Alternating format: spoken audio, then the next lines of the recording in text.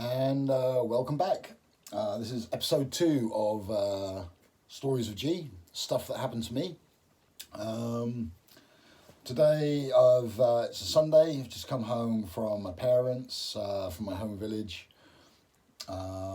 Spent the weekend there with my son. That was pretty good. Saw loads of people, loads of good people. So I thought I'd tell you a story about a journey home, kind of. So I used to live in the Canary Islands, as previously talked about, and I planned to fly home to the UK to visit over Christmas and New Year. So everything was booked. Gets to the last night, a couple of friends say, "Oh, we're going to come and have a pizza with you, because you're not going to be here for Christmas and New Year, so we'll go out for dinner." And I was like, "Okay, cool." And I'm going to go to the Casbah. Now the Casbah used to be just downstairs from mine, literally like next to my front door. I'd go in my front door and then I'd go upstairs 1-2 floors. And the next locale on was the Casbah, and it did this pizza, volcano pizza, which was really, really good. I got it modified slightly. I'd have a barbecue base. I'd just phone up Mike and say, "Mike, get me a pizza," and he'd know exactly what I want. And often what I'd do is I'd order it before I left work, and then I'd walk home. He'd be sitting there waiting for me, pay for it, grab it, upstairs, open the box, eat it, because he'd prepared it a couple of minutes early, or I had to carry it upstairs and sort of sort my stuff out, and. So I would get my pizza, I'd take it upstairs, and I'd eat it. So this night we're going to the Casbah to eat there. There was Ruben and Claudia, or Bitchy, or Ruben's Chacho, or Claudia's Bitchy. So we've gone down there, and I'm going to go, "Do you know what? I'm going to have my pizza again, always." So I've ordered my pizza, they order theirs. We sit there, we're chatting, we're having a drink, everything's good. It's whatever night it is, and there's people walking past. It was a holiday type place, and it's around Christmas. It's always a bit of a spike in business. We're having a pizza. Oh, but we were sitting there chatting, I'd say, having a drink, and then the food arrives. Plate slipped in front of me. I'm like, "Oh, fantastic! Everyone's got everything they need for brilliant." I pick up a piece of pizza, take a big bite. It's steaming hot, like hotter than any pizza I've had in like 6 months at this point, probably. A big bit of hot cheese lays across my lip and melts into my lip, essentially. I rip off, water, dip my lip in some cold water, try and cool it down. The damage is done. The next day, I'm flying home. So this would have been, now there's a good question, guess. I guess 2009, maybe 2010, something like that. So that winter, it was really, really cold. So basically, sort of from when I arrived to when I left, the temperature was between 1 and -4 the whole time. Luckily, it was either bright blue skies or snowing, so that was all right. But yeah, so next day, get my bags, get on the plane, off we go. And we're coming into Stansted. There's somebody waiting for me at Stansted, going to pick me up. Coming into Stansted. Coming in, and you can see outside there's a blizzard blowing. Everywhere's white for miles around. It was one of those years where you get the satellite picture and the whole of the UK would be white. It was one of those like really white out type situations. And we came into land and everything was good. We landed and we came off the runway and sort of taxied back up the runway on the taxiway thing. And then the captain said, "If you'd like to look out of the left window, you see that aeroplane there? That's the last one." They've just closed the runway. Everybody else is going to Birmingham. So we were kind of that lucky to not get in here at all, really. You go through the tunnel thing. It's not too cold. So maybe I've got my jacket on, but just carrying my stuff and marching along and getting through customs and all that malarkey.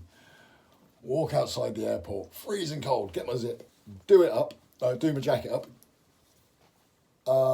It was one that came up to about here. Managed to trap my top lip in the zip just when I got to the top. So now, in the space of 24 hours, I managed to lay hot pizza across the bottom lip, and I've just trapped my lip in my zip.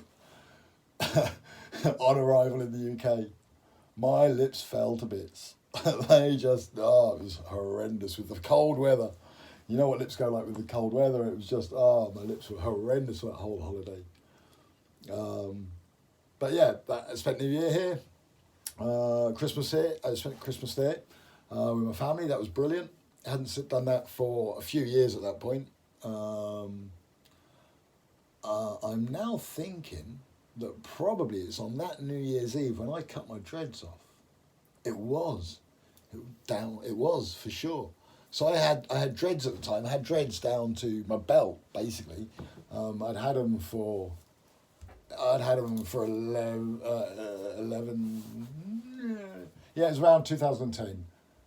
Right, so so I had these dreads down to there, and it was just before New Year. I got them cut off.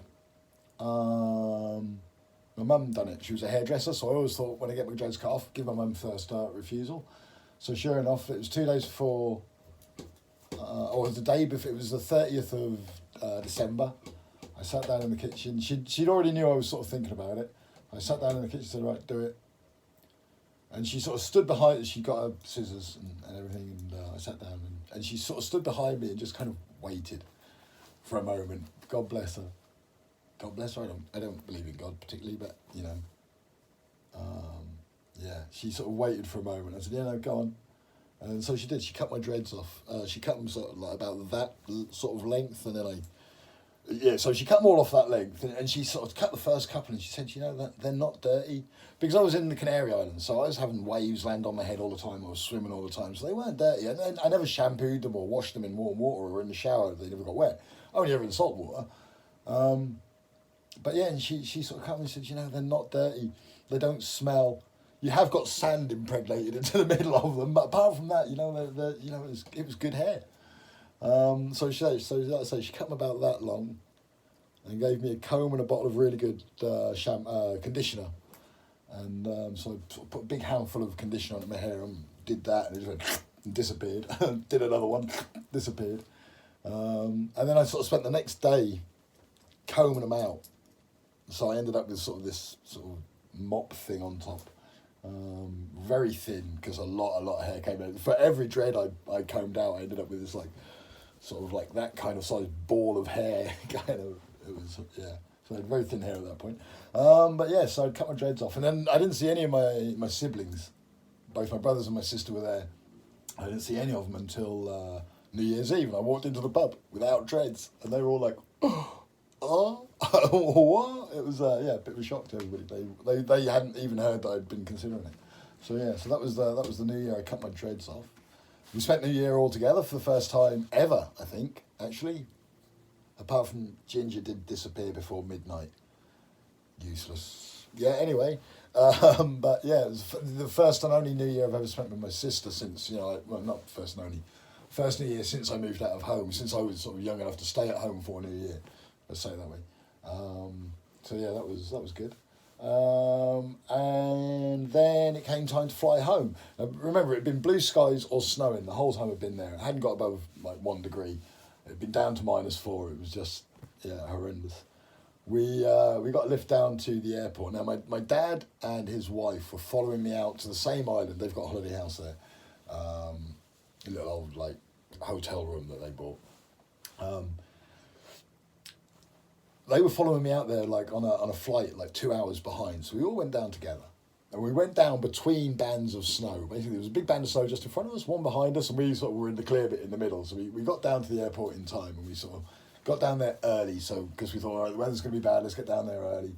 And then we spent a very nervous night in the airport, snowing every half an hour or so outside. It's, you know, it's still coming down. Are our flight's going to leave or not? Mine was like the first or second flight out, first thing in the morning. Now, I had to go and effectively sign on at the unemployment office in Spain the next day. So I kind of like had to get there, because if I didn't, then I was going to have to reapply. Now, if I had to reapply, that means I wouldn't then be able to take an airplane to Mexico, which I'd already booked as well, like shortly after that. So I was kind of like, I got to get there today. Yeah, I've got to go and sign on. I've got to get there, you know. Very nervous night. Eventually it came. They called my flight. I checked in. Went through the gates, X-ray, went through, boarded. We took off. We took off on time, no issues. Off we went to Spain. My dad and his wife, 2 hours later, got on their aeroplane, sat on the aeroplane for about 4 hours, and then I think they got off the aeroplane, then they got back on the aeroplane, and then they took off, and they made it. And it was something like of 27 aeroplanes from the UK to Fuerteventura that day, 4 made it, and mine was on time. So that was sweet. So I got back, everything's good. Yeah. Next day, down to the unemployment office. Hey, I told them I was going away for Christmas. That's kind of allowed, you know. So I told them that I'm going to go away for Christmas. And they, yeah, no, fine. You next day, here you go. So all right, sweet. I hadn't told them I was going to Mexico. But yeah, managed to go in, sign that, all cushy. About 3 or 4 days later, I was on an aeroplane to Mexico. So that would have been, I reckon, I'm pretty sure it's 2010, 2009, 2010. So yeah. So that's the story of G, stuff that happened to me. Thanks for watching. See you again. Bye.